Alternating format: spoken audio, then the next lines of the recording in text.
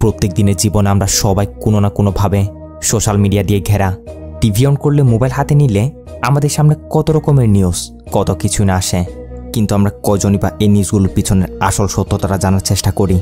যেরকমটা আমাদেরকে গিলানো হয়, কিছু না জেনে শুনে আমরা সেরকমটা গিলে যাই।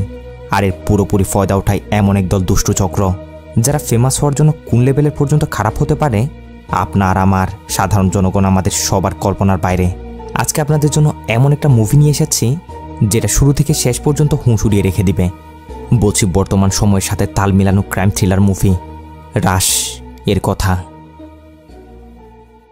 মুভি শুরু হয় দিল্লির কোনো একটা সমুদ্র পাড়ে। সমুদ্রের পানিতে একটা লাশ ভাসতে দেখিয়ে মুহূর্তের মধ্যে খবর পেয়ে পুলিশ, মিডিয়া, সাধারণ লোকজন এসে সেখানে হাজির। আর লাশটা উদ্ধার করলে জানা যায় এটা সুব্রত নামের কেউ একজনের লাশ। দেখে বোঝা যাচ্ছে এই সুব্রত ফেমাস কেউ হবে, যার জন্যই তো সবগুলো নিউজ চ্যানেলে সবাই তারই খবরটাই প্রচার করছে। এখানে এক এক নিউজ চ্যানেলে এই সুব্রতর ব্যাপারে এক এক রকমের বলা হচ্ছে। কেউ কেউ বলছে ফ্যামিলি পরিবারের চাপে পড়েই সুব্রত আত্মহত্যা করেছে, আবার কেউ কেউ বলছে সুব্রতর মাথার উপর নাকি অনেকগুলো টাকার ঋণ। আর এভাবেই এই নিউজগুলো থেকে আমরা জানতে পারি এই সুব্রত মূলত ক্রাইম 24 নামের একটা নিউজ চ্যানেলে একজন ক্রাইম জার্নালিস্ট হিসেবে কাজ করত। এই জন্য তার মতো বাকি সবগুলো জার্নালিস্ট তার জন্য দুঃখ প্রকাশ করছিল, যাদের মধ্যে একজন হচ্ছে আমাদের হিরো সামার। সামারও পালস 360 নামের একটা নিউজ চ্যানেলে কাজ করে, তাও একজন ক্রাইম জার্নালিস্টের মতোই। সুব্রতর মৃত্যু নিউজটা দেখে সে এবং তার কুলিকরা এ ব্যাপারে কথা বলছে। এরই মাঝে সামারের কাছে একটা কল আসে। সে কেউ একজনকে বলছিল, হ্যাঁ কথা বলেছ, কাজ কি হয়েছে? ওই দিক থেকে লোকটা বলে, হ্যাঁ আমি কথা বলেছি, বরাবর 20 মিনিট সময় পাবে, তার জন্য 15,000 টাকা দিতে বলছে। সামার বলে, কিন্তু আমার কাছে তো 10,000 আছে, কোনোরকম দেখো না কমানো যায় নাকি? লোকটা পরিষ্কার না করে দেয়, যার জন্য সামার বলে, ঠিক আছে আমি টাকার ব্যবস্থা করছি, তুমি লোকেশন বলো কোথায় আসতে হবে। তো এভাবেই সে লোকটার কাছ থেকে লোকেশন নিয়ে তার কুলিকদের কাছ থেকে বাকি 5,000 টাকার কোনো রকমের ব্যবস্থা করে বের হচ্ছে কোথাও যাওয়ার জন্য। তার কুলিকরা যখন জিজ্ঞাসা করে টাকা কিসের জন্য, তখন সামার তাদের বলে, অনেক বড় একটা কাজ করতে যাচ্ছি, এইবার আমাকে ফেমাস হওয়া থেকে কেউ আটকাতে পারবে না বলে তাড়াহুড়ো করে বেরিয়ে পড়ে। এইখান থেকে সিন একটু করে একটা আর্ট গ্যালারিতে অহনা নামের এই মেয়েটার উপর আসে। এই অহনা হচ্ছে মূলত সামারের গার্লফ্রেন্ড। সামারকে কল করে বলছিল, কই তুমি আসছো না? সামার বলে, কই আসতাম? অহনা বলে, সামার এবারও ভুলে গেছ? 10 দিন আগে থেকে তোমায় বলে রেখেছিলাম আজ আমার আর্ট এক্সিবিশন, তুমি আমায় কথা দিয়েছিলে তুমি আসবে। সামার বলে, ও শেট, আমি তো ধরে আছি তোমার আর্ট এক্সিবিশন কালকে, এই জন্য তো আমি গুরুত্বপূর্ণ একটা কাজের জন্য একজনের কাছ থেকে অ্যাপয়েন্টমেন্ট নিয়ে নিয়েছি, ওইখানে যাচ্ছি এখন। অহনা অবশ্যই এটা শুনে অভিমান করে, তারপর কিছু করার নেই, সামারকে দেখে বোঝা যাচ্ছে তার জন্য তার কাজটাই গুরুত্বপূর্ণ। যাক, পরবর্তী সিনে দেখা যায় সামার আসা হচ্ছে এই হোটেলটাতে। এসে লোকেশন মতো যে লোকটা তার কাছে কল করেছিল তার সাথে গিয়ে দেখা করে এবং তাকে 15,000 টাকা বুঝিয়ে দিয়ে রুম একটাতে ঢুকে পড়ে। আর আমরা দেখি সামার মূলত এসেছিল এই লোকটার কাছে, এর কাছ থেকে ইন্টারভিউ নিতে। এইখানে আমরা জানতে পারি এই লোকটা হচ্ছে একজন কন্ট্রাক্ট কিলার। সামার কোনো রকমের এই ডিটেলস কালেক্ট করে নতুন কিছু একটা করার জন্য এর ইন্টারভিউ নিতে এসেছে, যেটা আজ পর্যন্ত মিডিয়া জগতে কেউই করতে পারেনি। মানে একজন কন্ট্রাক্ট কিলারের সামনে বসেই তার মুখ থেকে তার কাজের ব্যাপারে ইন্টারভিউ নেওয়া, 4টে কানে কথা নয়। লোকটা অবশ্য আগে বাগে সামারকে বলে দেয়, আমার চেহারা যেন কেউ চিনতে না পারে, না পুলিশ না কোনো সাধারণ লোক। সামারও বলে, ঠিক আছে এই বিষয়ে আপনি কোনো চিন্তা করবেন না, আমরা আপনার ফেস ব্লার করে দিব। এবার বলুন আপনি কি কাজ করেন? এ বলে, শ্যুট করি মানুষের টিকিটের সময় ফুরিয়ে এলে তাদের উপরে পাঠানোর দায়িত্ব নেই। সামার বলে, তার মানে আপনি কন্ট্রাক্ট নিয়ে মানুষদের খুন করেন, এখন পর্যন্ত কজনকে মেরেছেন? এ বলে, এই ধান্দায় ঢুকেছি, বেশি সময় তো হচ্ছে না, তবে হ্যাঁ কমসে কম 14-15 জনের টিকিট তো কেটেছি, এটা কনফার্ম। সামার জিজ্ঞাসা করে, মানুষদের খুন করে কি মজা পান? এ বলে, দেখ ভাই, একে তো পেটের দায় করতে হয়, উপর থেকে যখন মেশিন নিয়ে মানুষের সামনে দাঁড়ায় না, তখন হুট করে এইভাবে তাদের সামনে দাঁড়ানোতে এক একজন এক এক রকমের রিয়েক্ট করে, যেটা দেখে অনেক মজা লাগে। এমনও তো হয়েছে কেউ কেউ ভয়ে হিসু করে দিয়েছে। সামার বলে, এখন পর্যন্ত যাদের যাদের খুন করেছ তাদের মধ্যে কি ভিআইপি কেউ আছে? এ বলে, হ্যাঁ আছে তো, ইন্ডাস্ট্রিয়ালিস্ট PM শুক্লা, বেটাকে তো আমি মেরেছি। বেটা পয়সাওয়ালা লোক হলে কি হবে, একদমই ভীতু, মেশিন দেখতে বেটা হার্ট অ্যাটাক করে নিয়েছিল। এটা শুনে সামার তো নিজে শকড।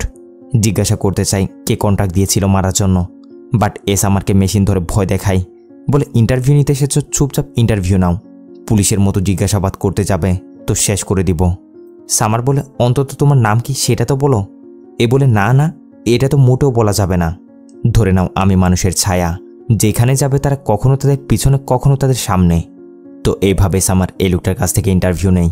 এ তার নাম তো বলে না, তবে হ্যাঁ পরে গিয়ে বোঝার সুবিধার্থে বলে রাখি এই নাম হচ্ছে প্রিন্স। সামার এখান থেকে সোজা তাদের 5365 নিউজ চ্যানেলের অফিসে চলে আসে। এসে তার বস আশুক নামের এই লোকটাকে ইন্টারভিউটা দেখায়। অবশ্য আশুকেরও এই ইন্টারভিউটা অনেক পছন্দ হয়। সামারকে বলে, গ্রেট জব, স্পেশালভাবে এটা আমাদের চ্যানেলে প্রচার করো, সব স্পন্সরদের জানিয়ে দাও, তাড়াতাড়ি এটা টেলিকাস্ট করো। কথা মতো সামাররাও তারা পুরো টিম মিলে কাজে লেগে পড়ে আর অনেক সুন্দর করেই সামার নিউজটা কাভার করে। সাথে সাথে সামারের নেওয়া এই ইন্টারভিউ সব জায়গায় ছড়িয়ে পড়ে। ক্রাইম ব্রাঞ্চের অবধিও এটা পৌঁছাতে বেশিক্ষণ সময় লাগে না। এখন যেহেতু সামার একজন ক্রিমিনালের কাছ থেকে ইন্টারভিউ নিয়েছে, তাও আবার একজন কন্ট্রাক্ট কিলার, তাই ক্রাইম ব্রাঞ্চের এই অফিসারগুলো সামারের পিছনে লাগে। যেহেতু কিলার ইন্টারভিউতে বলেছিল সে ভিআইপি বিএম শুক্লাকে মেরেছে, এখন বিএম শুক্লা তো এই শহরের অনেক বড় একজন ইন্ডাস্ট্রিয়ালিস্ট। সো এই কিলারটা কে, এটা বের করার জন্য মূলত ক্রাইম ব্রাঞ্চের এই অফিসারগুলো সামারের পিছনে লেগেছে। সোজা তারা সামারকে এসে ধরে আর জিজ্ঞাসা করে যার কাছ থেকে ইন্টারভিউ নিয়েছে লোকটা কে, তার ফেস সহ অরিজিনাল ফুটেজটা দিতে বলে। কিন্তু সামারও পরিষ্কার জানিয়ে দেয় সে তার নামটা কিছু বলেনি, আর অরিজিনাল ফুটেজ তো সে নিয়ে নিয়েছে। এরা সামারকে অনেক ভয় দেখায়, অনেক করে জিজ্ঞাসা করে, কিন্তু কোনো কাজ হয় না। অবশ্যই তারা সামারকে হুমকি ধমকি দিয়ে সেখান থেকে চলে যায়। অন্যদিকে আমরা দেখি সামারের বস আশুক মেহরার কাছে গুপ্তা নামের কে একজন কল করেছে। যে গুপ্তা কল করেছে সে মূলত তাদের নিউজ চ্যানেলের জন্য স্পন্সর ঠিক করে দেয়। তো গুপ্তা এখানে আশুককে কল করে কিছু একটা বলছিল, যেগুলো শুনে আশুক অনেক টেনশনের মধ্যে পড়ে গেছে।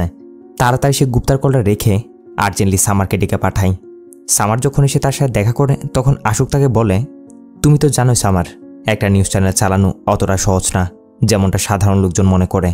ইকুইপমেন্ট থেকে শুরু করে এদিকে টাকা ওইদিকে টাকা টাকা আর টাকা ঢালতে হয় আমাদের, আর সেই টাকাগুলো রিকভার করতে আমাদের কী করতে হয় তা তুমি ভালোই জানো। সামার বলে, অবশ্যই, বেশি বেশি স্পন্সর আর কি। আশুক বলে, হ্যাঁ বরাবর, কিন্তু যদি যে আমাদের স্পন্সরগুলোর ব্যবস্থা করে দেয় সেই আমাদের থেকে মুখ ফিরিয়ে নেয় তাহলে আমাদের কী অবস্থা হবে। সামার বলে, এটা কী রকমের কথা স্যার, আমাদের গুপ্তা যেহেতু স্পন্সরগুলোর ব্যবস্থা করে তাহলে গুপ্তা যে এরকমটা কেন করবে। আশুক রেগে গিয়ে বলে, কারণ তুমি যে কিলারের ইন্টারভিউ নিয়েছ সেখানে সে যে বিএম শুক্লার মার্ডারের কথা বলেছে, সে বিএম শুক্লা এই গুপ্তার ছোটবেলার বন্ধু। সে প্রচণ্ড রেগে আছে, কলের পর কল করছে, কারণ সব ইন্ডাস্ট্রিয়ালিস্টরা এই নিউজটার পর তার থেকে মুখ ফিরিয়ে নিচ্ছে। এখন তার কথা তোমাকে যেন নাকি এই চ্যানেলে আর না দেখে। আমি কি করব বলো, বিষয়টা পার্সোনালে চলে গেছে। গুপ্তাকেও হাতছাড়া করা যাবে না, কারণ সেই আমাদের স্পন্সর নিয়ে আসার একমাত্র মাধ্যম। সামার বলে, তার মানে আপনি কি বলতে চাচ্ছেন, আমাকে কি এখান থেকে চলে যেতে বলছেন? আর আমি তো কোনো বানোয়াট কিছু তুলে ধরিনি, যেটা সত্যি সেটাই তুলে ধরেছি। ফাইন, যদি আমি চলে গেলে আপনাদের চ্যানেল ভালো থাকে তাহলে সেইটাই হোক। বলে সামারও রেগে মেগে চাকরিটা ছেড়ে দিয়ে সেখান থেকে চলে আসে।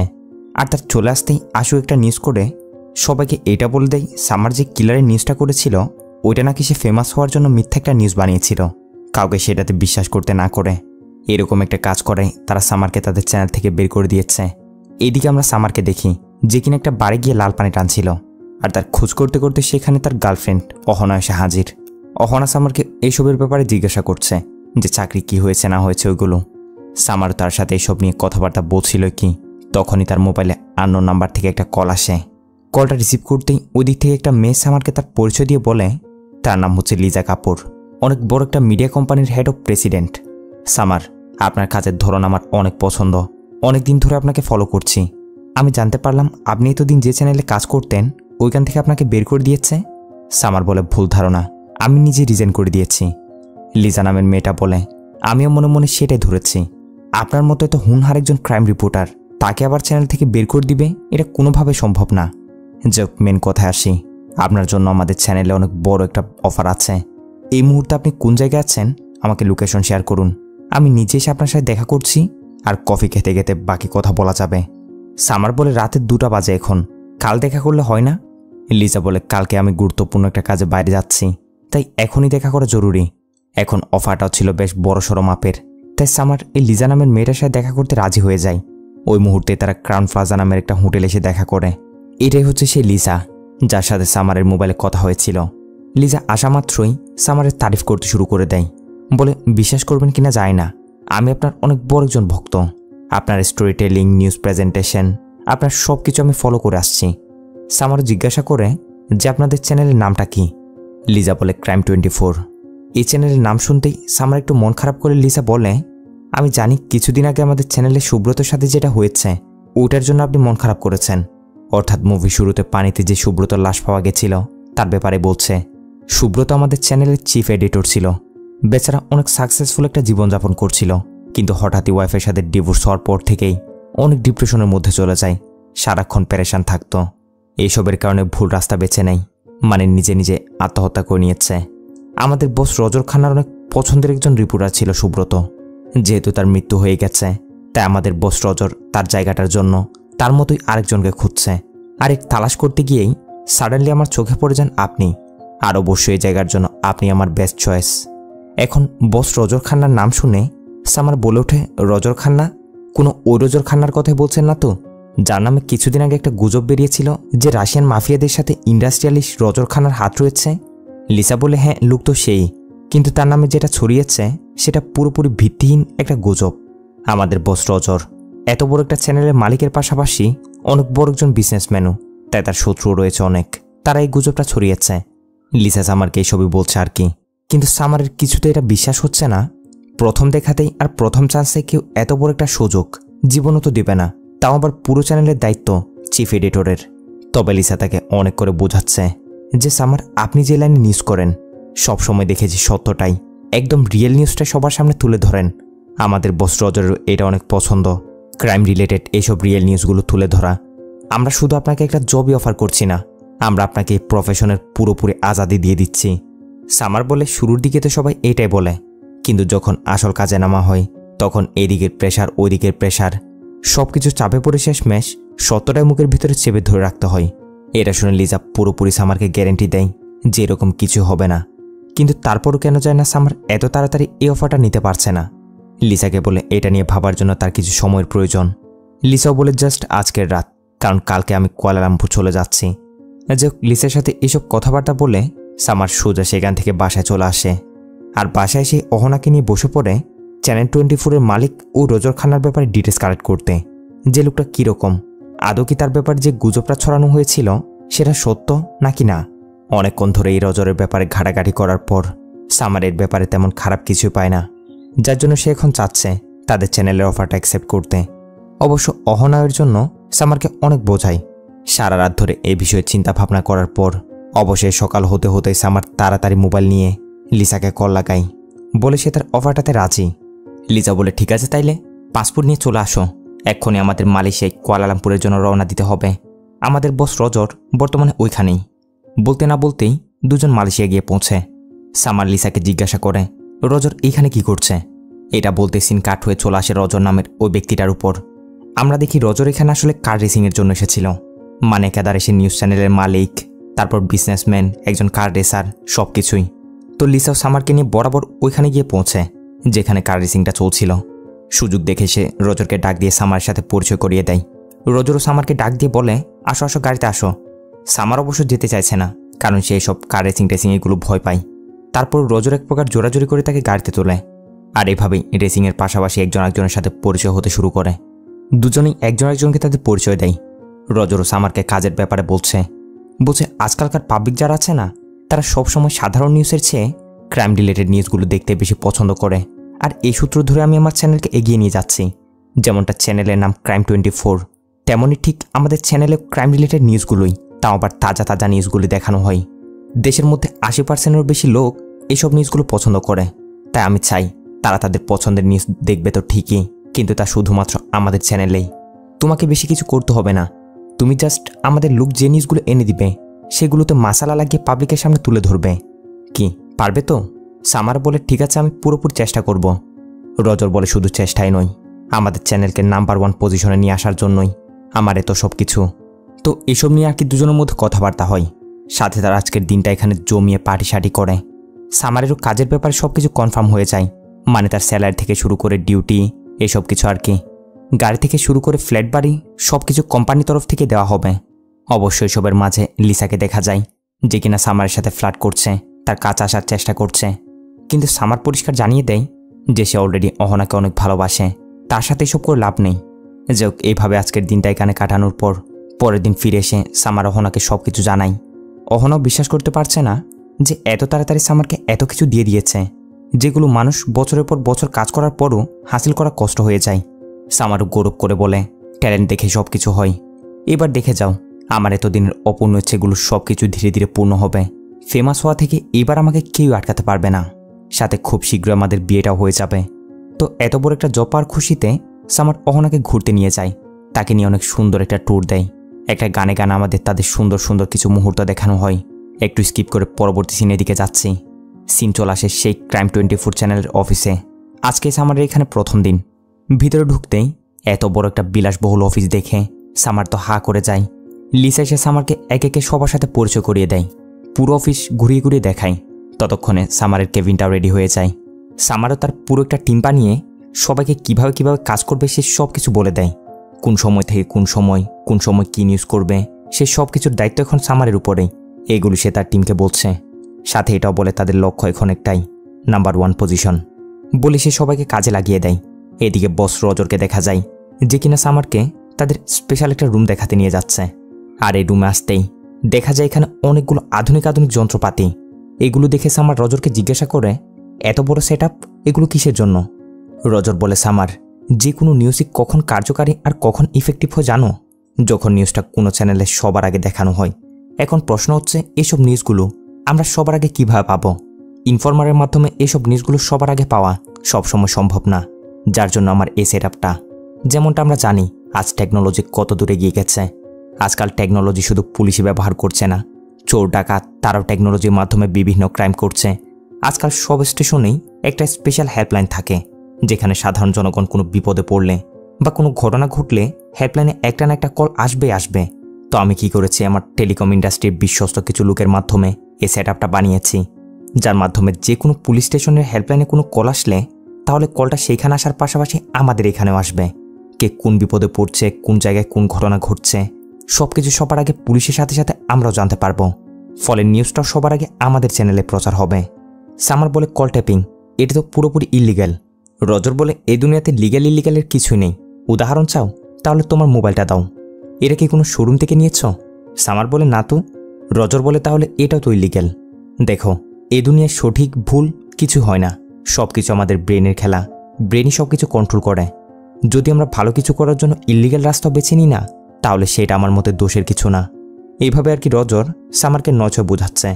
সামারের রজরের কথাগুলো ভালো লাগে, যার পরের সিনে কাজে লাগার জন্য সামার রেডি হচ্ছে। এখানে সামারের সাথে এসে পরিচিত হয় কোজো নামের এই লোকটা। এই কোজো এসে সামারকে তার পরিচয় দেয়, বলে সে নাকি ক্রাইম 24 চ্যানেলের হেড অফ ইন্টারনাল সিকিউরিটি। আপনাকে দেখেছি কম, কিন্তু আপনার ব্যাপারে অনেক কিছু শুনেছি। এখন যখন সামনাসামনি দেখছি অনেক ভালো লাগছে। যে কোনো সময় যে কোনো কিছুর প্রয়োজন হোক না কেন এই কোজোকে স্মরণ করবেন।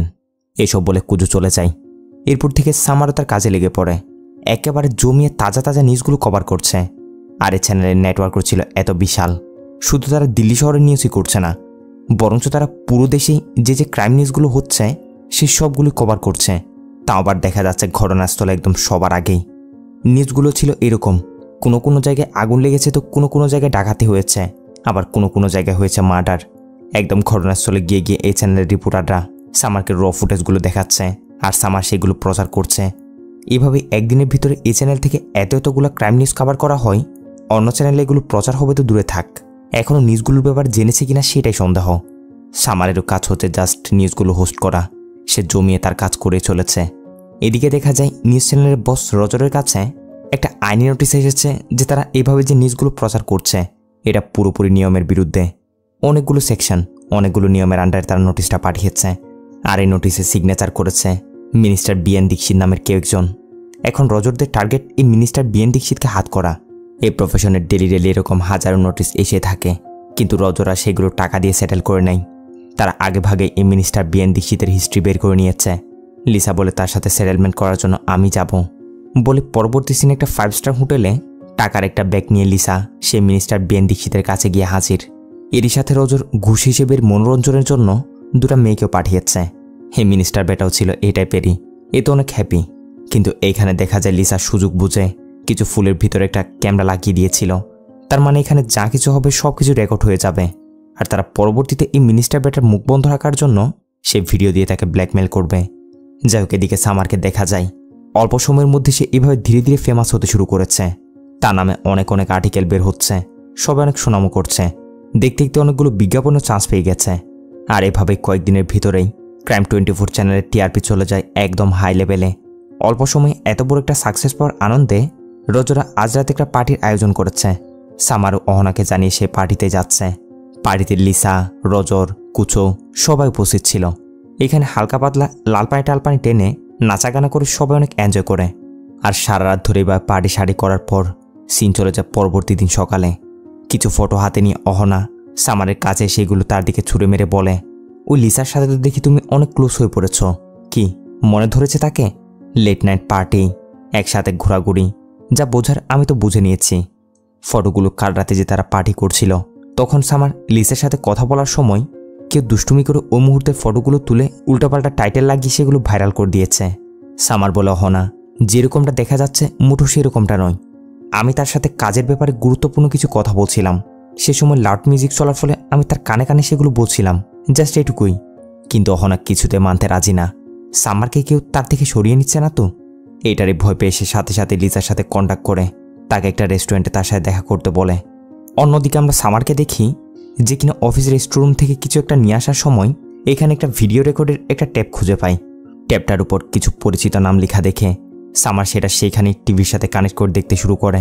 আর দেখা যায় এই ভিডিওতে একটা জঙ্গলে কিছু নাক্সাল বাচ্চাদের সাথে ওই রিপোর্টার সুব্রত এবং রাউকিন চাওলা নামের সামারের পরিচিত পুরনো কেউ একজন এখানে মাস্তি মজা করে ভিডিওটা বানাচ্ছে। রাউকিন নামের এই ছেলেটাকে ভিডিওতে দেখার সাথে সাথে সামার তাকে চিনতে পারে, কারণ কোনো এক সময় এই ছেলেটা সামারের সাথে তাদের পুরনো চ্যানেলে কাজ করেছিল। সামার এ বিষয়ের সাথে সাথে লিসাকে গিয়ে জিজ্ঞাসা করে যে লিসা, রাউকিন কি এখানেও কাজ করত? লিসা অবশ্য প্রথম দিকে রাউকিন নামের কাউকে চিনতে পারে না, কিন্তু সামার যখন তাকে পুরোপুরি ডিটেলস বলে তখন লিসারা বলে, ও হ্যাঁ রাউকিন, হ্যাঁ সে এখানে কাজ করতো, কিন্তু জানি না হঠাৎই কোথায় উধাও হয়ে গেছে। সামার বলে, হ্যাঁ সে এইরকমই, কয়েক বছর আমরা একটা চ্যানেলে একসাথে কাজ করেছিলাম, হঠাৎ কোথাও যেন উধাও হয়ে যেত, আবার কতদিন পর আবার ফিরে আসতো, একটু সানকি টাইপের ছিল। অনেকদিন তার সাথে দেখা সাক্ষাৎ হয়নি, যাই হোক আমি কন্ট্যাক্ট করে দেখব কোথায় আছে বলে সামার সেখান থেকে চলে যাই। লিসা এবং কুচো সামারের দিকে এইভাবে তাকিয়ে আছে, মনে তো হচ্ছে কোনো না কোনো একটা গড়বড় চলছে। পরবর্তী সিনে আমরা দেখি অহনা ওই যে লিসার সাথে এসে দেখা করেছে ডিরেক্টলি তাকে সোজাসুজি বলছে যে সামারের সাথে তুমি এভাবে মেলামেশা করা বন্ধ করো, যদি রাত কাটানোর জন্য কারো প্রয়োজন হয় তাহলে অন্য কাউকে বেছে নাও। সামার আমার বয়ফ্রেন্ড, কিছুদিন পর আমাদের বিয়ে হতে চলেছে।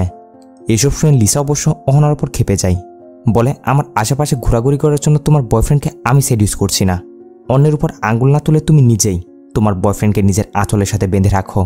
এভাবে অহনার মুখের উপর এসব বলে লিসা সেখান থেকে চলে যায়।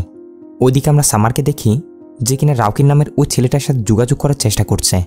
তার কাছে রাউকিনের যে নাম্বারটা ছিল ওইটাতে সে কল দেয়, কিন্তু নাম্বারটা বন্ধ বলছে। অবশ্যই ফেসবুকে সার্চ করে তাকে সেখান থেকে খুঁজে বের করে সেখানে মেসেজ দেয়, কিন্তু ওই দিক থেকে রিকিনের কোনো রিপ্লাই পাওয়া যায় না। এরপর কাজকাম শেষ করে বাসার দিকে ফেরার সময় পার্কিং লটে আসতেই কেউ আড়াল থেকে সামারকে বলে ওঠে, হাই সামার। আর এটা অন্য কেউ ছিল না, এটা ছিল রিকিন নামের সে ছেলেটাই। সামার তো রিকিনকে এইভাবে দেখে শকড, জিজ্ঞাসা করে, রিকিন তুমি কই ছিলে তোদিন? রিকিন বলে, তারা তাহলে তোমাকেও ফ্ল্যাট বাড়ি দিয়েছে, BMW গাড়ি দিয়েছে তাই তো? সামার বলে, আমাকেও মানে বুঝতে পারেনি। রিকিন বলে, সুব্রতকেও তারা এইসব দিয়েছিল, কিন্তু তার সাথে পরবর্তীতে তারা কি করেছে ওইটা তোমার জানা দরকার। সুব্রতকে তারা মেরে ফেলেছে। এই ক্রাইম 24 চ্যানেলের boss Roger, head of president Lisa আর ইন্টারনাল সিকিউরিটি অফিসার ওই কুচো, তারা তিনজনে মিলে সুব্রতকে মেরেছে। আর তারা কত বড় যে একটা ক্রাইম করছে সেটা জানলে তোমার গায়ের লোম দাঁড়িয়ে যাবে। যেসব ক্রাইম নিউজগুলো তারা তোমাকে দিয়ে প্রচার করাচ্ছে না, ওই জায়গায় আগুন লেগেছে, ওই জায়গায় মার্ডার হয়েছে, সে সব কিছু তারা নিজেরাই তাদের ভাড়া করা গুন্ডা দিয়ে করাচ্ছে। সবার আগে নিউজগুলো দেখিয়ে চ্যানেলের টিআরপি বাড়ানোর জন্যই ভাড়া করা গুন্ডা দিয়ে তারা এমন এমন ক্রাইম করাচ্ছে যেগুলো তুমি কল্পনা করতে পারবে না। সুব্রতর মতো তারা তোমাকেও সিলেক্ট করেছে সেগুলো প্রচার করার জন্য, কারণ তুমি বর্তমান ট্রেন্ডিংয়ের নাম্বার 1 ক্রাইম রিপোর্টার। এই যে তারা তোমাকে বিলাসবহুল একটা জীবন দিল, এত বড় অফিস, এত বড় সেট আপ, এত কিছু দেখালো না, সবগুলো তাদের সাজানো নাটক, সবগুলো টেম্পোরারি। সুব্রত তাদের ব্যাপারে সবকিছু জেনে গেছিল বিদায় তারা প্ল্যানিং করিয়ে তাকে মেরে দিয়েছে, সাথে আমাকেও মারার জন্য খুঁজছে, কারণ সুব্রতর সাথে আমার ভালো একটা সম্পর্ক ছিল। আমিও সবকিছু জেনে গেছি, কোনোরকম গা ঢাকা দিয়ে বেঁচে আছি, সারাক্ষণ আতঙ্কের মধ্যে থাকি, এই বুঝি কেউ এসে আমার উপর হামলা করে দিল। সামার কোনোভাবেই এইসব কথা বিশ্বাস করছে না, কিন্তু রিকিন তাকে পাগলের মতো বলে যায় যে সময় থাকতে সতর্ক হয়ে যাও, না হলে তুমিও মারা যাবে। এসব বলে রিকিন দৌড়ে তাড়াহুড়ো করে তাড়াতাড়ি সেখান থেকে পালাতে শুরু করে। আর দেখে এমনটা মনে হয় যেন কেউ রিকিনের পিছু নিচ্ছে। এদিকে সামারের মাথা থেকে রিকিনের কথাগুলো বেরি হচ্ছে না, তার মাথায় সেগুলো ঘুরপাক খাচ্ছে। এর উপর আবার বাসায় এসে দেখে অহনা প্রচণ্ড অভিমান করেছে, কাপড় চোপড় প্যাকিং করছিল চলে যাওয়ার জন্য। সামার কোনোরকম তাকে বুস্টুস দিয়ে শান্ত করে। অন্যদিকে আমরা রিকিনকে দেখি যে কিনা কোনোরকম এদিক সেদিক পালিয়ে বেড়াচ্ছে। রুমে আসতে সে নোটিস করে কেউ তার পিছু নিতে নিতে এখান অব্দি এসে পৌঁছেছে। রিকিন ভয়ে ভয়ে দরজার কাছে গিয়ে এটা চেক করতে যাচ্ছিল কি তখনই দরজা ভেঙে কেউ ভিতরে ঢুকে রিকিনের উপর হামলা করে দেয়। শুধু হামলায় না, অনেক বাজেভাবে তাকে দৌড়ে একেবারে জানে শেষ করে দেয়। পরবর্তী সিনে দেখা যায় সামার অফিসে আসতেই তাদের চ্যানেলের নিউজে দেখে রিকিনের মৃত্যুর ব্যাপারে নিউজ চলছে। নিউজে বলা হচ্ছিল রিকিন নাকি নিজে নিজেই নিজেকে শেষ করে দিয়েছে। এইসব দেখে সামার তো কিছু বুঝতে পারছে না এসব কি হচ্ছে। কাল রাতে রিকিন তাকে কী সব বলেছিল আর আজকে তার মৃত্যুর খবর, অবশ্যই এটা চিন্তার বিষয়। সামার এখানে রিকিন তাকে যেসব কথাগুলো বলেছিল সে ব্যাপারে কোনো প্রমাণ পায় কিনা বা এরকম কিছু পায় কিনা সেটা খুঁজতে শুরু করে। সাথে তার মাথায় বারবার রিকিনের কথাগুলো বাড়ি খাচ্ছে। এভাবে সামার যখন পুরো অফিসটা তল্লাশি নিচ্ছে তখনই তার সামনে এসে পড়ে ওই ইন্টারনাল সিকিউরিটি অফিসার কুজো। কুজো সামারকে বলে, কি করছেন আপনি এখানে? চলুন চলুন, আপনার শুয়ের টাইম হয়েছে। এইভাবে সে এক প্রকার সামারকে জোরজবস্তি করে শুয়ের জন্য নিয়ে যায়। এখান থেকে সিন একটু করে রাতের অন্ধকারে শুনশান একটা জায়গায় একটা গাড়ির ভিতর 3 জন বন্ধুর উপর চলে আসে। এরা 3 জন কোথাও ঘুরতে বেরিয়েছিল। গাড়ি একপাশে দাঁড় করিয়ে লাল পানি টাল পানি টানছে। তখনই হুট করে কুদ থেকে একটা লোক এসে কোনো কথা ছাড়া 3 জনকে ধুমধাম গুলি করে দিয়ে সেখান থেকে চলে যায়। এখন এদিকে সামারকে দেখা যায় তাকে সেই নিউজটা প্রচার করার জন্য বলা হচ্ছে। সামারও কিছু বুঝে উঠতে পারছে না, এক প্রকার বাধ্য। যে সামার আগে তো অভিজ্ঞতার সাথে নিউজ পড়তো, এখন সে সামারকে এক লাইন বলতে গিয়ে 2 গ্লাস পানি খেতে হচ্ছে। মানে সে এখন পরিষ্কার বুঝতে পারছে রিকিন তাকে যে কথাগুলো বলেছিল সেগুলো কোনো ভুলভাল কথা না, কোনো না কোনো একটা গড়বড় তো নিশ্চয় চলছে। আর না পেরে সে সোজা তাড়াতাড়ি অফিস থেকে বেরিয়ে যায়। এদিকে তার উপর পুরোপুরি লিসারা নজর রাখছিল। লিসা তাকে কল করে বলে, সামার আমরা জানি এতক্ষণে তুমি সত্যটা জেনে গেছ। সামার বলে, তোমরা জেনে বুঝে আমাকে একজন ক্রাইম রিপোর্টার থেকে একজন ক্রিমিনালের দিকে ঠেলে দিচ্ছিলে। আগে জানতে পারলে আমি জীবনও এসব নিউজগুলো করতাম না। লিসা তাকে অনেক রকমের লোভ দেখাচ্ছে যে তোমার সামনে সুন্দর একটা ভবিষ্যৎ পড়ে আছে, মাথা ঠান্ডা করে আমাদের সাথে হাত মিলিয়ে কাজ করো, টাকা পয়সা বিলাসবহুল জীবন কোনো কিছুরই কমতি থাকবে না। সামার বলে, আমিও তোমাদের জন্য একটা বিলাসবহুল লাইফের ব্যবস্থা করতে যাচ্ছি, তাও আবার হাজতের পেছনে। লিসা তাকে অনেক করে বলছে যে দেখো সামার, তোমাকে আমার পছন্দ বলে আমি তোমাকে বাঁচাতে যাচ্ছি, জলদি আমাদের কাছে ফিরে আসো। কিন্তু সামার কিছুতে রাজি হচ্ছে না। আর এসব বলতে বলতে কোজো এসে সামারের উপর হামলা করার চেষ্টাও করে, কিন্তু সামার কোনো রকমের গাড়ি ঘুরিয়ে অন্যদিকে চলে যায়। এরই সাথে সামার তাড়াতাড়ি অহনাকে কল করে সতর্ক করে দিচ্ছে যে জলদি বাসা থেকে কোনো সেফ লোকেশনে চলে যাওয়ার জন্য, কারণ এরা সামারকে ধরতে অহনার ক্ষতি করতে পারে। কিন্তু এখানে সামার কল করে সতর্ক করতে করতেই রজরদের গুন্ডারা এসে অহনাকে তুলে নিয়ে যায়। সামার ডিরেক্ট রজরকে কল করে বলে যে রজর অহনাকে ছেড়ে দাও, এসবের সাথে তার কোনো সম্পর্ক নেই, যদি তার কিছু হয় তাহলে ছাড়বো না বলে দিলাম। রজর বলে, হ্যাঁ ঠিকই বলেছ, তাহলে তুমি এক্ষুনি আমাদের কাছে ফিরে আসো। সামার বলে, আমি ভাবতেও পারিনি যে তোমরা এই লেভেলের খারাপ হবে। সামান্য টিআরপি বাড়ানোর জন্য তোমরা এইভাবে জলাজাতা এত বড় বড় ক্রাইম করছো। রজর বলে, তো কি হয়েছে? তোমাকে তো আগে বলেছি এই দুনিয়ায় ভালো বলতে কিছু হয় না। দেখো আমি তোমায় কথা দিচ্ছি অহনার কিছু হবে না যদি তুমি আমাদের সাথে কোঅপারেট করো। সামার বলে, কেন? আমাকে কি বেকুব পেয়েছ যে এত কিছু জানার পরও তোমাদের হয়ে কাজ করব? শুধু দেখে যাও এর শাস্তি তোমাদের কি হয়, বলে সামার কল কাট করে দেয়। এইভাবে গাড়ি নিয়ে কিছু দূর যাওয়ার পর মাঝ রাস্তাতে তার গাড়িটা নষ্ট হয়ে যায়। এরপর পরই তার পিছু করতে করতে সেখানে কুজুরা এসে হাজির, কিন্তু গাড়ির ভিতরে দেখে সামার নেই। সামার ততক্ষণ আসলে দৌড়ে সেখান থেকে পালিয়ে গেছে। পালিয়ে কোনো রকমের একটা হোটেলে গিয়ে ওঠে। এদিকে টিভিতে দেখা যায় চ্যানেল 24 থেকে এই নিউজটা প্রচার করা হচ্ছিল যে কাল রাতে নাকি এ চ্যানেলের এডিটর সামার গ্রোভারের গার্লফ্রেন্ডকে কেউ অপহরণ করে নিয়ে গেছে। যে ঘটনার পর থেকে সামারেরও কোনো খোঁজখবর পাওয়া যাচ্ছে না। আমরা সামারের সাথে যোগাযোগ করার চেষ্টা করছি, কিন্তু সে কোনো রেসপন্স করছে না। আপনারা যদি কেউ তাকে দেখে থাকেন তাহলে অবশ্যই আমাদের এই নাম্বারে কল করুন। এখন এই নিউজটা দেখে হচ্ছে একটু আগে সামার যে হোটেলটাতে উঠেছিল সেইখানের এক ম্যানেজার সাথে সাথে ওই নাম্বারটাতে কল করে জানিয়ে দেয় যে যার ব্যাপার নিউজ করছেন এই লোকটা তো আমাদের হোটেলে উঠেছে। কল করে এটা জানিয়ে দেওয়ার সাথে সাথে আমরা দেখি কেউ একজন হাতে মেশিন নিয়ে সামারের রুমটার দিকে এগিয়ে আসছে। এদিকে সামার এখান থেকে পালানোর জন্য রেডি হচ্ছে। তখনই দরজায় কেউ একজন এসে নক করলে সামার ধীরে ধীরে দরজা খুলতে চায়, আর দরজা খুলতে ধুম করে কেউ একজন এসে তার উপর গান পয়েন্ট করে নেয়। আর এইখানে দেখা যায় রজর আসলে যে কিলারটাকে সামারকে মারার জন্য পাঠিয়েছিল সেটা অন্য কেউ নয়, এই কিলারটা হচ্ছে প্রিন্স নামের ওই কন্ট্রাক্ট কিলার। মুভির শুরুতে সামার যে লোকটার ইন্টারভিউ নিয়েছিল প্রিন্স তো সামারকে দেখা মাত্রই সাথে সাথে চিনতে পারে। বলে ওঠে, আবে তুই? শেষমেশ তোকে মারার জন্য কন্ট্রাক্ট পেয়েছি। কি লাগ দেখ তোর। আমার জায়গায় অন্য কেউ হলে তো তখন উপরে চলে গেছিলি। আমি তোকে চিনেছি বিদায়। তুই আমার ইন্টারভিউ নেওয়া সত্ত্বেও আমার ব্যাপারে কাউকে বলিসনি। এই সম্পর্ক থেকে আমি তোকে ছেড়ে দিয়েছি। কিন্তু বেশি খুশি হয়ে লাভ নেই। যাদের সাথে পাঙ্গা নিয়েছিস না, তারা একদমই খারাপ লোক। আমি ছেড়ে দিলেও অন্য কেউ এসে তোকে টপকে দিয়ে যাবে। সামার বলে, এই মুহূর্তে আমার তোমার সাহায্যের প্রয়োজন। আমি এর জন্য তোমাকে টাকাও দিব। আমাকে সাহায্য করো। এই রিস্ক নিতে প্রিন্স কিছুতে রাজি না। বলে, ওরা যদি জানতে পারে না, তাহলে তোর সাথে সাথে আমাকে উপরে পাঠিয়ে দিবে। সামার অনেক রিকোয়েস্ট করার পরও প্রিন্স কিছুতে রাজি হচ্ছে না। সামার বলে, তাহলে সোজাসুজি বলো যে তুমি কাপুরুষ, ভীতু। প্রিন্স বলে, হ্যাঁ ভাই, তুই যাই মনে করিস। যেমনটা তোকে আমি ইন্টারভিউতে বলেছিলাম না যে আমি ভিআইপি বিএন শুক্লার মার্ডার করেছি, সব কিছু মিথ্যে। জাস্ট মজা করেছি। আমার অত বড় অকাদ এখনো হয়নি।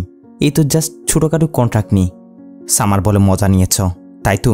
তোমার মজার জন্যই আজ আমার এই পরিস্থিতি। যদি তুমি ইন্টারভিউতে বিএন শুক্লার নাম না নিতে, যদি মজাটা না করতে, তাহলে ওই চ্যানেলটা আমাকে ছাড়তে হতো না। না এই ক্রাইম 24 চ্যানেলে আমাকে জব নিতে হতো। না এসব জঞ্জালের মধ্যে তারা আমাকে ফাঁসাতে পারত। সবই তোমার জন্য হয়েছে, আর তুমি এখন আমাকে সাহায্য করা থেকে মুখ ফিরিয়ে নিচ্ছ। এসব শুনে প্রিন্সের মন গলে যায়। দেখে সত্যিই তো, তার জন্য তো এই বেচারার সাথে এসব হচ্ছে। তাই সে সামারকে সাহায্য করার সিদ্ধান্ত নেয়। বেশ, সাথে সাথে দুজনে মিলে বেরিয়ে পড়ে এসব যা কিছু শুরু হয়েছে সেগুলো শেষ দেখার জন্য। সিনিকান থেকে একটু করে অহনার উপর চলে আসে, যাকে কিনা পরিত্যক্ত একটা গোডাউনে বন্দি করে রাখা হয়েছে। অহনা এখান থেকে পালানোর চেষ্টা তো করে, কিন্তু চারদিকে রজরদের গুন্ডা দিয়ে ঘেরা। এইখানে লিসাও এসে অহনাকে অনেক ভয় দেখায়। বলছে, সামার এবং তোমার এখনো পুরো জিন্দেগি পড়ে আছে। তুমি সামারকে বোঝাও যেন আমাদের কথা মতো আমাদের কাজ করে। অহনা হানা কোনো জবাব দেয় না, যার জন্য লিসা তাকে হুমকি ধমকি দিয়ে সেখান থেকে চলে যায়। এর পরপরই ক্রাইম 24 চ্যানেল থেকে একটা নিউজ প্রচার করা হয়, যেখানে কিডন্যাপাররা অহনা একটা ভিডিও পাঠিয়েছে, যেখানে দেখা যাচ্ছে রজরের গুন্ডারা কিডন্যাপার সেজে টাকার একটা ডিমান্ড রেখে বিষয়টাকে এমনভাবে সাজানোর চেষ্টা করছে যেন অহনাকে টাকার জন্য কিডন্যাপ করা হয়েছে। লিসারা কিন্তু এখানে একটা মাস্টার গেম খেলছে, যেন পরবর্তীতে তাদের উপর কোনো দোষ না আসে। এখন এই নিউজটা দেখে একটু একটু সন্দেহ লাগে হচ্ছে সামার আগে যে 5365 চ্যানেলে কাজ করত, সেখানের বস আশুকের কথা হচ্ছে, যদি এটা কিডন্যাপিংই হয় তাহলে প্রত্যেকটা কিডন্যাপার তো চাই বেশি বেশি অ্যাটেনশন পাওয়ার জন্য। কিন্তু এখানে শুধুমাত্র ভিডিও ক্লিপটা পাঠানো হয়েছে এই চ্যানেলকেই, আমাদেরকে বা অন্যান্য চ্যানেলকে কেন পাঠানো হয়নি? নিশ্চয় কোনো একটা গড়বড় চলছে। এরই সাথে সাথে দেখা যায় রজররা একের পর এক নিউজ করে করে অহনারে কিডন্যাপিংয়ের দোষটা সামারের উপর তুলে দিচ্ছে। রজর বলছে, আমরা সামারের সাথে যোগাযোগ করতে পারছি না। সামার, তুমি যেখানে থাকো আমাদের সাথে কন্ট্যাক্ট করো। অহনাকে ছেড়ে দাও, যা টাকা লাগে তোমাকে আমরা দিব। এদিকে সামারকে দেখা যায় যে কিনা বর্তমানে প্রিন্সের বাসাতেই রয়েছে। ঠিক ওই সময় সেখানে প্রিন্সের তালাশ করতে করতে রজরের লোক কুজুরা এসে হাজির। কুজুরায় মূলত সামারকে মারার কন্ট্রাক্টটা প্রিন্সকে দিয়েছিল। এখন প্রিন্স কল রিসিভ করছে না দেখে তারা সোজা তার বাসায় এসেছে। তবে প্রিন্স বিষয়টা বুঝতে পেরে সামারকে নিয়ে তাড়াতাড়ি ছাদের দিকে চলে যায়। যাওয়ার আগে তার ওয়াইফকে শিখিয়ে দিয়ে যায় যেন সে কুজুদের এটাই বলে যে সে বাসায় নেই, সেটাই করে। এরই সাথে কুজু যাতে সন্দেহ না করে, যার জন্য প্রিন্স তাকে কল দিয়ে বলে, যে কাজটা দিয়েছ সেটা ডান। বেটাকে মেরে দিয়েছি, আর লাশটা ঠিকানা লাগাচ্ছিলাম, যার জন্য তোমার কল রিসিভ করতে পারেনি। কুজু বলছে, আমি এক্ষুনি প্রমাণ দেখতে চাই। কিন্তু প্রিন্সের কথা, এক্ষুনি আমি তোমাকে দেখিয়ে দিব, এরপর পুলিশ আমার পিছনে লাগবে। আবার বন্দুক দিয়ে ধোঁয়া বেরোচ্ছে, এখনও সিট কভারে ব্লাড লেগে আছে। জবান দিয়েছি, এর উপর বিশ্বাস রাখ। কালকে সকালে এসে তার লাশ আরামসে দেখে যাস। আর হ্যাঁ হ্যাঁ শোন, একা আসবি কিন্তু, মানুষের ভিড়টির এসব আমার পছন্দ না। বলে প্রিন্স কলটা কাট করে দেয়। কুজুরা সেখান থেকে চলে যায়। আপাতত সামার যেন হাফ ছেড়ে বাঁচল। সামার তাকে জিজ্ঞাসা করে যে পুরো দেশের মধ্যে রজর নিউজের জন্য এই ক্রাইমগুলো কিভাবে করছে, এসব তো এত সহজে সম্ভব না। এই ব্যাপারে তুমি কি কিছু জানো? প্রিন্স বলতে শুরু করে, শহরের অন্যতম স্মাগলার রাজা চৌধুরীর মাধ্যমেই তারা এসব করাচ্ছে। পুরো দেশের মধ্যে এই রাজা চৌধুরীর নেটওয়ার্ক অনেক বিশাল। রাজা চৌধুরীর সাথে রজরদের ডিল হয়েছে, তারা রাজা চৌধুরীর অনেকগুলো ব্ল্যাক মানি হোয়াইট করে দিবে। এর বদলে রাজা চৌধুরীর তার লোকজনদেরকে দিয়ে রজরের কথা মতো পুরো শহরের মধ্যে বিভিন্ন ধরনের ক্রাইম করবে। আমাদেরকে দিয়ে এসব করাতো, এরপর এইসব নিউজ রজররা এনে দিত তোমাদের। মানে সিম্পল ভাষায় ক্রাইম কমে গেলে তো চ্যানেল বন্ধ হয়ে যাবে। আর তাছাড়া এইসব নিউজগুলো যদি সবার আগে দেখানো যায়, এই জন্য তারা এসব করছে। সিন শিফট হয়ে যায় পরবর্তী দিন লিসা এবং রজরের উপর, যারা কিনা প্ল্যান বানাচ্ছিল সামারের লাশ আইডেন্টিফাই করার পর তারা নিউজটা কিভাবে সাজাবে। রজর বলে, জাস্ট বলে দিব কিডন্যাপিংয়ের প্ল্যানটা সামার করেছে, এরপর তাদের মধ্যে বনিবনা হয়নি, যার জন্য তারা সামারকে হত্যা করেছে। পাশাপাশি অর্থাৎ তারা সামারের লাশ আইডেন্টিফাই করার সাথে সাথেই অহনাকেও শেষ করে দিবে। এদিকে কুজুকে দেখা যায় যে কিনা প্রিন্সের কথা মতো সামারের লাশ আইডেন্টিফাই করতে এসেছে। একটু পর প্রিন্সও গাড়ি নিয়ে সেখানে এসে হাজির। কুজু যখন জিজ্ঞাসা করে লাশ কোথায়, প্রিন্স তাকে গাড়িতে উঠতে বলে। আর কুজু গাড়িতে উঠতেই পিছন থেকে সামার তাকে গান পয়েন্ট করে নেয়। এটা দেখে কুজু প্রিন্সের উপর অনেক রেগে যায়। একটা ছুরি দিয়ে প্রিন্সকে মেরে তাড়াতাড়ি গাড়ি থেকে বেরিয়ে যায়। এদিকে সামারও তাকে গান পয়েন্ট করে রেখেছে। প্রিন্স তো বলছিল মেরে দেওয়ার জন্য। অবশ্যই সামার কুজুর উপর গুলি চালিয়ে দেয়, তবে সেফ জায়গাতে মেরেছে। এরপর সামার কুজুকে ভয় দেখিয়ে জিজ্ঞাসা করে যে বল, অহনাকে তোরা কোথায় রেখেছিস? কুজু ভয় এবার সামারকে সবকিছু বলে দেয়। সামারের সাথে সাথে কুজুকে মেরে ধরে প্রিন্সকে নিয়ে সাথে সাথে ওইখানে গিয়ে হাজির। একেবারে পুরো প্রস্তুতি নিয়ে এসেছে। আসামাত্র দুজন এক এক করে এখানে গুন্ডাগুলোকে ধুমধাম করে মারতে শুরু করে দেয়। আর সত্যি এখানে প্রিন্স সামারকে যে সাহায্যটা করছে একেবারে অসাধারণ। যোগ এভাবে দুজন মিলে এখানে তাণ্ডব চালিয়ে অবশ্যই অহনাকে বাঁচিয়ে নেয়। এরপর তাড়াতাড়ি সেখান থেকে বেরিয়ে যায়। সেফলি তারা সেখান থেকে প্রিন্সের বাসায় চলে আসে। এসবের ফলে অহনা অবশ্য এত পরিমাণে ভয় পেয়ে গেছে, সামারকে বলছে এখন কি হবে আমাদের? এই রোজর তো এত সহজে আমাদের পিছু ছাড়বে না। সামার অহনাকে শান্ত করে বলে ভয় পেও না, আমার কাছে একটা প্ল্যান আছে বলে সে লিসাকে কল লাগায়। লিসাকে কল দিয়ে বলতে শুরু করে এগুলো যা কিছু শুরু হয়েছে আমি এসবের শেষ চাই। আমি তোমাদের সাথে একটা ডিল করতে রাজি। রজরের সাথে আমি সামনাসামনি গিয়ে কথা বলতে চাই, আর এর জন্য ব্যবস্থা করে দিবে তুমি। সাথে একটা কথা কান খুলে শুনে রাখো, ক্রাইমের এই জগতে তোমরাই আমাকে জোরজবস্তি ঢুকিয়েছ। আর এই ফিল্ডে আমি এরকম কয়েকজন বন্ধু বানিয়ে নিয়েছি যারা আমার কথায় যে কোনো কিছু করতে রাজি। সব ভুলে আমার সাথে কোনো হুঁশিয়ারি করার চেষ্টা করবে না। লিসাও সামারের কথা মতো রাজি। পরবর্তী সিনে দেখা যায় সেটেলমেন্টের জন্য রজরা সামারকে এই জায়গায় ডেকেছে। কথা মতো সামার রজরের কাছে আসে। রজর বলে যদি প্রথমে আমাদের কথা মেনে নিতে তাহলে আজ এত সব হতো না। তোমার চোখে হয়তো আমরা যা করছি সেগুলো ক্রাইম মনে হচ্ছে, কিন্তু আমার চোখে একদমই সেরকমটা নয়। দেশকে আগে বাড়ানোর জন্য দেশের পপুলেশনটা কমানো অনেক জরুরি। এই হিসেবে আমি যা করছি সেটা একদমই সঠিক। সামার বলে এখন আমি আর অত সব কিছু দেখছি না, আমি এখানে সেটেলমেন্টের জন্য এসেছি। আমাকে টাকা দাও, এরপর আমি আমার রাস্তায় আর তোমরা তোমাদের রাস্তায়। টাকার অ্যামাউন্ট 25 কোটি। রজর অবশ্য এই ডিলটাতে রাজি। বলে ঠিক আছে, রোজবিলা হোটেল, রুম নাম্বার 808, রাত ঠিক 9টায় তোমার টাকা তুমি সেখানে পেয়ে যাবে। এইসব কিছু বলে সামার সেখান থেকে চলে আসে। সিন শিফট হয়ে যায় রাতে। এখানে আমরা দেখি রজর আসলে টাকার বদলে ব্যাগের ভিতর কোনো একটা ধামাকা ঢুকিয়ে দিয়ে সামারকে জানে মেরে ফেলার প্ল্যান করেছে। মানে সামার যখনই ব্যাগটা খুলবেই সাথে সাথে ধুম। এসব কিছু প্ল্যান করে রজর ব্যাগ নিয়ে রওনা দিয়েছে। ওইদিকে আমরা সামারকে দেখি যে কিনা অন্য আরেক প্ল্যান সাজিয়ে রেখেছে। এখানে আমরা সামারকে তার ওই পুরনো নিউজ চ্যানেলের অফিসে দেখতে পাই, মানে পার্স 365 নিউজ চ্যানেলে। আশুকদের সব কিছু খুলে বলাতে আশুকরা সামারকে সাহায্য করছে। এই চ্যানেল থেকে তারা একটা লাইভ প্রোগ্রামের আয়োজন করে, যেখানে সামার রজরদের সব কালা চিট্টাগুলো একে একে খুলতে শুরু করে। সামার সবার উদ্দেশ্যে বলতে শুরু করে আজ আমি আপনাদের সামনে এমন একটা স্টোরি নিয়ে এসেছি যেগুলো শোনার পর আপনাদের গায়ের লোম দাঁড়িয়ে যাবে। আপনারা কল্পনা করতে পারবেন না যে এমনটাও হতে পারে। এই গল্পে আপনারা এমন কিছু লোকের সাথে পরিচয় হবেন যারা সামান্য কিছু টাকা এবং ফেমাস হওয়ার জন্য কোন লেভেলে পর্যন্ত চলে যেতে পারে আপনার আমার ধারণার বাইরে। জি হ্যাঁ, বলছি ক্রাইম 24 চ্যানেলের মালিক রজর খান্না এবং তার প্রতিষ্ঠানের ব্যাপারে। নিজেদের নাম্বার 1 বানিয়ে টাকা কামানোর পাগলামি তাদের অপরাধ জগতের এতদূর পর্যন্ত নিয়ে গেছে যেখানে তারা নিরীহ মানুষদের বলি দিতে দুবার পর্যন্ত ভাবছে না। নিজেদের চ্যানেলে সবার আগে নিউজ দেখিয়ে টিআরপি বাড়ানোর জন্য তারা তাদের ভাড়া করা গুন্ডা দিয়ে নিজেরাই ক্রাইম করে সেটা সংবাদের মতো প্রচার করছে। নিজেরাই তারা মার্ডার করে মানুষের ঘর বাড়ি জ্বালিয়ে দিয়ে লুটপাট করে সেই সব কিছু আবার নিজেদের চ্যানেলে দেখায়। আর এইসব ক্রাইমগুলো তারা পরিপূর্ণ করার জন্য সাহায্য নিয়েছে শহরের অন্যতম স্মাগলার রাজা চৌধুরীর। বদলে তারা রাজা চৌধুরীকে দিয়েছে অনেকগুলো টাকা। রাজা চৌধুরীর লোকদের দিয়ে তারা এমন এমন ক্রাইম করিয়েছে। এরপর সে ক্রাইমের নিউজগুলো রিপোর্ট করার জন্য তারা সেখানে আগে থেকে তাদের লোক প্রস্তুত করে রাখত। এসবে রজরের সাথে তার 2 খাস লোক লিসা কাপুর এবং কুচো জড়িত। একদিন ক্রাইম রিপোর্টার সুব্রত এবং ক্যামেরাম্যান রিকিন তাদের কুকর্মের ব্যাপারে সবকিছু জেনে যায়, যার জন্য তারা প্ল্যানিং করে সুব্রতকে তো মেরে দেয়। কিন্তু রিকিন এতদিন কোনো রকমের পালিয়ে বেড়াচ্ছিল, বাট কিছুদিন আগে তারা তাকেও খুঁজে বের করে মেরে দিয়েছে। এমনকি আমার সাথেও সেম ঘটনায় ঘটছে। আমাকে তারা অনেক রকম করে মারার চেষ্টা করেছে, অনেক রকম করে ফাঁসানোর চেষ্টা করেছে। আমার ফিয়ন্সি অহনাকে কিডন্যাপ করে আমাকে অনেক ভয় দেখিয়েছে। কিন্তু কথা আছে না, উপরওয়ালা না চাইলে কেউ তোমার চুলও ছিঁড়তে পারবে না। আপনাদের হয়তো মনে হতে পারে আমি এসব কোনো মন গড়া কাহিনী বলছি।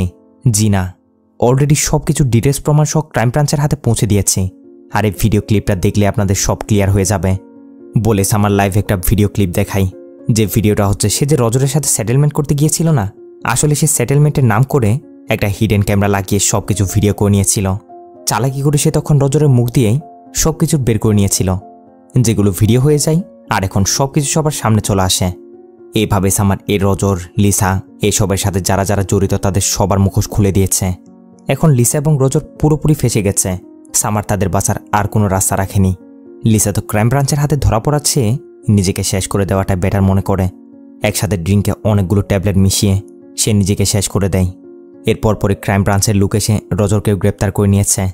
এরই সাথে রাজা চৌধুরী এবং তাদের সাথে আরও যারা যারা জড়িত ছিল সবাইকে ধরে ফেলা হয়েছে। সামার এমনভাবে তাদের পর্দা সবার সামনে ফাঁস করে দিয়েছে যা থেকে আর বের হতে পারবে না। দেখুন, কিছু কথা বলে চাই। আজকালকার দিনে আমরা এসব সোশ্যাল মিডিয়া প্ল্যাটফর্মে কত কিছু না দেখছি। আমাদেরকে যেরকমটা গিলানো হয় আমরা সেরকমটাই গিলছি, কিন্তু কোন ঘটনার পিছনে কতটুকু সত্যতা, কোন ঘটনার পিছনে কী রহস্য লুকিয়ে আছে ওইটা নিয়ে আমরা একটিবারও পর্যন্ত ভাবি না। কোনো কিছু দেখা মাত্রই প্রথমে দৌড়ে যায় একদিকে, তারপর কিছুদিন পর তার সত্যতা বেরিয়ে আসার পর আবার দৌড়ে যায় অন্যদিকে। আমরা সবাই আসলে এরকমই। যাই হোক, আমি এটাই বলতে চাচ্ছি, কোনো কিছু দেখে তা শেয়ার দেওয়ার আগে বা তা নিয়ে কথা বলার আগে তার ব্যাপারে ন্যূনতম সত্যতাটা আমাদের জানা প্রয়োজন। সবাই সাবধানে থাকবেন। যদি মনে করে থাকেন আজকের ভিডিওটা অনেক সচেতনমূলক, তাহলে অবশ্যই লাইক কমেন্ট করে বেশি বেশি শেয়ার করে দিবেন। সাথে চ্যানেল সাবস্ক্রাইব হয়ে যাওয়া তো চাই।